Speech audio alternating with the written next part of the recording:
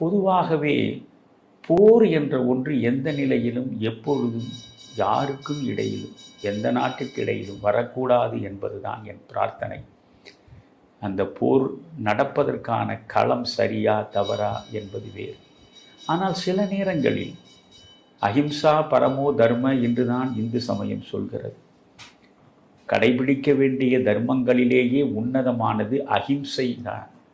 எந்த உயிருக்கும் எந்த விதமான தீமையையும் ஏற்படுத்திவிடக்கூடாது, எந்த உயிருக்கும் எந்த விதமான வருத்தத்தையும் வழங்கிவிடக்கூடாது என்ற வாழ்க்கை முறைதான் உள்ளதிலேயே மிகச்சிறந்த ஒரு வாழ்க்கை முறை என்று இந்து சமயம் போற்றுகிறது.